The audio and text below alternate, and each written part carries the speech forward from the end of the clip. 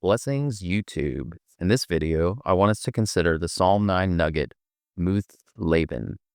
God of peace, Lord of all, great I am, thy spotless Lamb. Welcome to A King Serving the King. My name is John King, and I serve the King of Kings. Today, I'm going to discuss Muth-Labben, which is found only in the title statement of Psalm chapter 9. The title statement for Psalm 9 reads, "To the choir master, according to Muth-Labben, a psalm of David." The question is, what does Muth-Labben mean?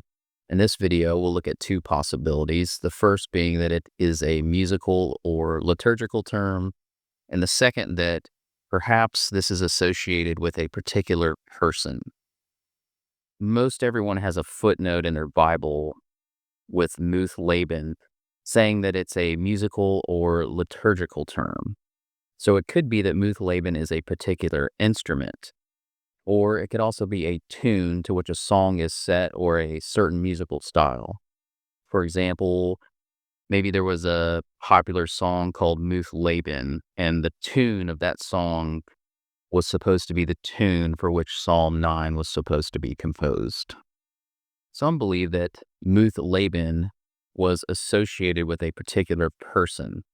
So some people interpret Muth-Labben to mean on the death of Laban, Laban being an unknown person, or maybe Laban was one of the chief captains of David's enemies. And for this reason, some people think that it refers to Goliath. Another interpretation of Muth-Labben is that it means on the death of sons. And for that reason, some people relate Muth-Labben to Absalom, David's son. So one of those possibilities is that Muth-Labben is referring to Goliath.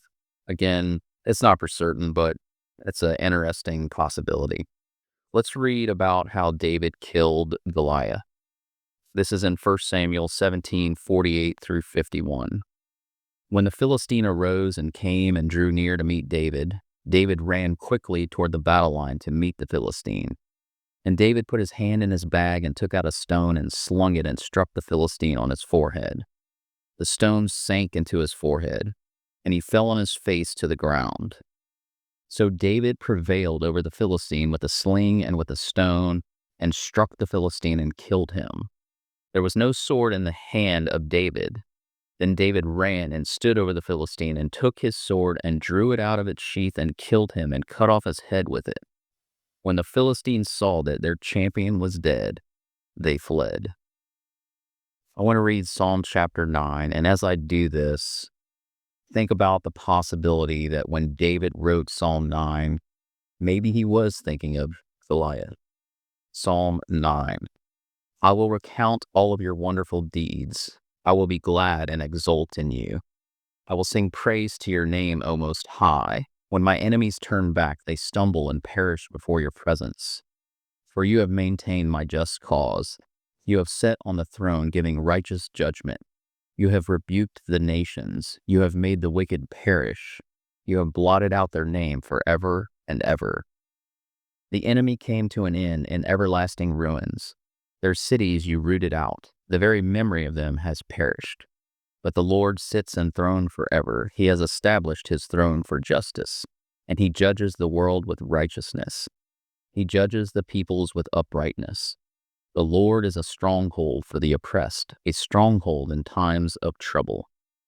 And those who know your name put their trust in you, for you, O Lord, have not forsaken those who seek you. Sing praises to the Lord who sits enthroned in Zion.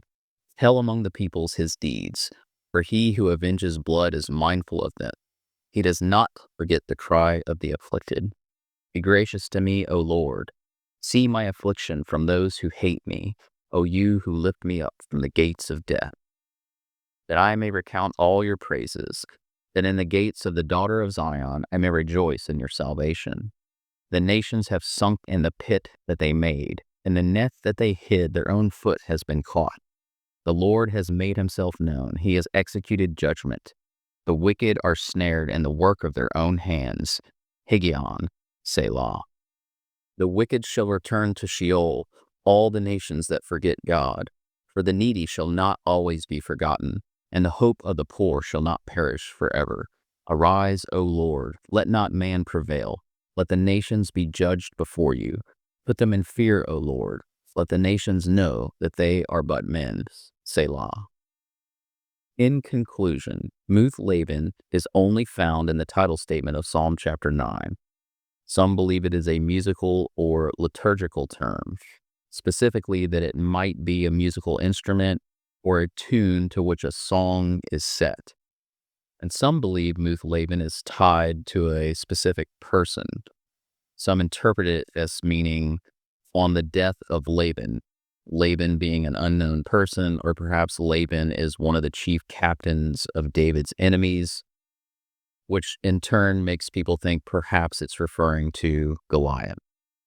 Another interpretation of Muth-Labben is that it means on the death of the son, and for that reason, some people associate it with David's son, Absalom. What do y'all think? Let me know in the comments below. Thanks, and God bless.